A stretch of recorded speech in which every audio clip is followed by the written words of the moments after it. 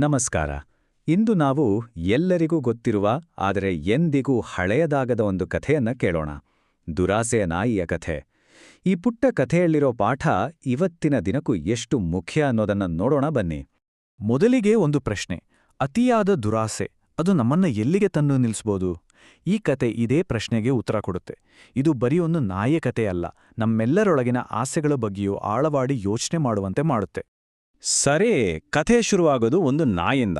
ಇದು ಸುಮ್ಮನೆ ಅಡ್ಡಾಡೋ ನಾಯಿ ಅಲ್ಲ, ಬದಲಿಗೆ ಸಿಕ್ಕಾಪಟ್ಟೆ ಹಸಿವಿನಿಂದ ಬಳಲ್ತಿದ್ದ ನಾಯಿ. ಈ ಹಸಿವೆ ಅದರ ಮುಂದಿನ ಎಲ್ಲಾ ನಿರ್ಧಾರಗಳಿಗೆ ಮೂಲ ಕಾರಣ ಆಗುತ್ತೆ. ಅಂದ್ರೆ ಅದರ ಪರಿಸ್ಥಿತಿ ಹೇಗಿತ್ತು ಗೊತ್ತಾ? ವಿಪರೀತ ಹಸಿವು. ಏನಾದರೂ ತಿನ್ನೋಕ್ ಸಿಗುತ್ತಾ ಅಂತ ಪಾಪ ಎಲ್ಲೆಂದಲ್ಲಿ ಹುಡುಕ್ತಾ ಇತ್ತು.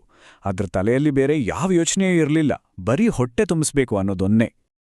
ಹಾಗೆ ಹುಡುಕ್ತಾ ಹುಡುಕ್ತಾ ಇದ್ದಕ್ಕಿದ್ದಂತೆ ಅದರ ಅದೃಷ್ಟವೇ ಬದಲಾಗಿಬಿಡ್ತು. ಅದಕ್ಕೆ ಸಿಕ್ಕಿದ್ ನೋಡಿದ್ರೆ ಅದೇ ದೊಡ್ಡ ನಿಧಿ ಅಂತ ಅನಿಸ್ತಿರ್ಬೇಕು. ಹೌದು, ಅದಕ್ಕೆ ಒಂದು ದೊಡ್ಡ ರುಚಿಕರವಾದ ಮೂಳೆಯ ತುಂಡು ಸಿಕ್ತು. ಅಪ್ಪಾ, ಅದಕ್ಕಾದ ಸಂತೋಷ ಅಷ್ಟಿಷ್ಟಲ್ಲ. ತಕ್ಷಣ ಅದನ್ನ ಬಾಯಲ್ಲಿ ಕಚ್ಕೊಂಡು ಎಲ್ಲಾದರೂ ಒಂದು ಶಾಂತವಾದ ಜಾಗಕ್ಕೆ ಹೋಗಿ ಆರಾಮಾಗಿ ತಿನ್ಬೇಕು ಅಂತ ಯೋಚನೆ ಮಾಡ್ತು. ಈಗ ಕಥೆಯ ಅತ್ಯಂತ ಮುಖ್ಯವಾದ ಹಂತಕ್ಕೆ ಬರ್ತೀವಿ. ಆ ನಾಯಿ ಒಂದು ಸೇತುವೆ ಮೇಲೆ ನಡ್ಕೊಂಡು ಹೋಗ್ತಾ ಇತ್ತು. ಇಲ್ಲೇ ನೋಡಿ, ಅದರ ಯೋಚನೆಗಳೆಲ್ಲ ಸಂಪೂರ್ಣವಾಗಿ ಬದಲಾಗೋದು. ಆ ಸೇತುವೆ ದಾಟ್ಬೇಕಾದ್ರೆ ಕೆಳಗೆ ನೀರು ತುಂಬಾನೇ ತಿಳಿಯಾಗಿ ಹರಿತಾ ಇತ್ತು. ನಾಯಿ ಸುಮ್ಮನೆ ಸಹಜವಾಗಿ ಕೆಳಗೆ ಎಣ್ಕಿ ನೋಡ್ತು. ಅಷ್ಟೇ, ಆ ಒಂದು ನೋಟ ಕತೆಗೆ ದೊಡ್ಡ ತಿರುವನ್ನೇ ಕೊಟ್ಬಿಡ್ತು. ಇಲ್ಲಿ ನಾವು ಒಂದು ವಿಷಯ ಅರ್ಥ ಮಾಡ್ಕೋಬೇಕು. ಅದು ಪ್ರತಿಬಿಂಬ. ಅಂದ್ರೆ ನೀರಿನಲ್ಲಿ ಕಾಣೋ ನಮ್ಮದೇ ಚಿತ್ರ. ಆದ್ರೆ ಈ ಸಣ್ಣ ವಿಷಯದ ಅರಿವು ಆ ಹಸಿದ ನಾಯಿಗೆ ಇರ್ಲೇ ಇಲ್ಲ. ನೋಡಿ, ಅದರ ತಪ್ಪು ತಿಳುವಳಿಕೆ ಹೇಗೆ ದುರಾಸೆಗೆ ದಾರಿ ಮಾಡ್ಕೊಡ್ತು ಅಂತ. ನೀರ್ನಲ್ಲಿ ಕಾಣ್ತಾ ಇದ್ದಿದ್ದು ತನ್ನದೇ ಪ್ರತಿಬಿಂಬ ಅಂತ ಅದಕ್ಕೆ ಗೊತ್ತಾಗ್ಲೇ ಇಲ್ಲ. ಬದಲಿಗೆ ತನ್ನ ಹಾಗೆ ಬಾಯಲ್ಲಿ ಮೂಳೆ ಹಿಡಿದಿರೋ ಇನ್ನೊಂದು ನಾಯಿ ನೀರ್ನಲ್ಲಿದೆ ಅಂತ ಅಂದ್ಕೊಂಡ್ಬಿಟ್ಟು.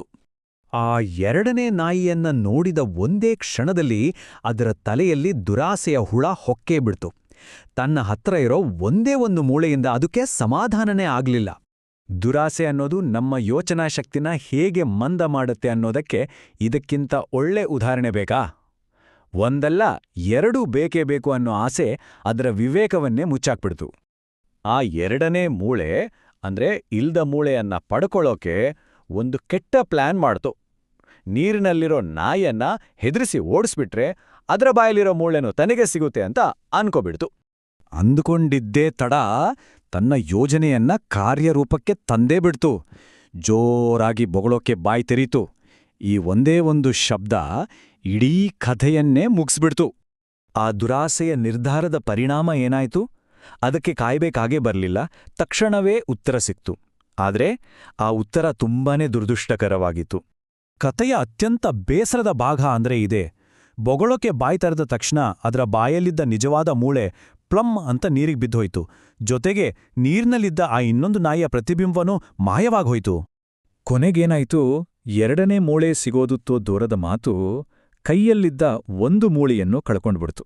ಅದರ ದುರಾಸೆಯೇ ಅದಕ್ಕೆ ದೊಡ್ಡ ಶಿಕ್ಷೆ ಕೊಡ್ತು. ಪಾಪ, ಅಂದು ಅದು ಹಸಿವಿನಿಂದಲೇ ಮಲಗಬೇಕಾಯ್ತು. ಹಾಗಾದ್ರೆ ಈ ಸರಳ ಕಥೆಯಿಂದ ನಾವು ಕಲಿಬೇಕಾದ ಪಾಠವಾದ್ರೂ ಏನು? ಈ ಕಥೆ ನಮಗೆ ಒಂದು ತುಂಬಾನೇ ಆಳವಾದ ಸತ್ಯವನ್ನ ಹೇಳುತ್ತೆ. ಇಟೇ ಹೋಲೋ ಮೂಲ ಕಥಾ. ಯಾವಾಗ ನಮ್ಮ ಆಸೆಗಳು ಅತಿಯಾಗುತ್ತವೋ ಆಗ ನಾವು ದುಃಖವನ್ನ ನಾವೇ ಕೈಬೀಸಿ ಕರೆದ ಹಾಗೆ. ಇದನ್ನ ಇನ್ನೂ ಸರಳವಾಗಿ ಅರ್ಥ ಮಾಡ್ಕೊಳ್ಳೋಣ. ಮೊದಲನೆಯದು, ನಮ್ಮತ್ರ ಏನಿದೆಯೋ ಅದರಲ್ಲಿ ತೃಪ್ತಿ ಪಡೋದನ್ನ ಕಲಿಬೇಕು. ಎರಡನೆಯದು, ಇನ್ನೂ ಬೇಕು ಅನ್ನೋ ಆಸೆಯಲ್ಲಿ ನಮ್ಮತ್ರ ಈಗಾಗ್ಲೇ ಇರೋ ಅಮೂಲ್ಯವಾದದ್ದನ್ನ ಕಳ್ಕೊಳ್ಳೋ ಅಪಾಯ ಇರತ್ತೆ ಅನ್ನೋದು ಯಾವಾಗ್ಲೂ ನೆನ್ಪಲ್ಲಿರಬೇಕು. ಸರಿ, ಕಥೆ ಇಲ್ಲಿಗೆ ಮುಗಿತು. ಆದ್ರೆ ಒಂದು ಪ್ರಶ್ನೆ ನಮ್ಮೆಲ್ಲರ ಮನಸ್ಸಲ್ಲೂ ಉಳಿಯುತ್ತೆ.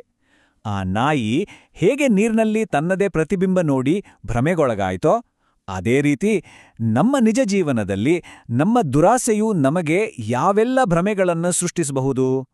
ಇದೊಂದು ಆಳವಾಗಿ ಆಲೋಚನೆ ಮಾಡಬೇಕಾದ ವಿಷಯ ಅಲ್ವಾ?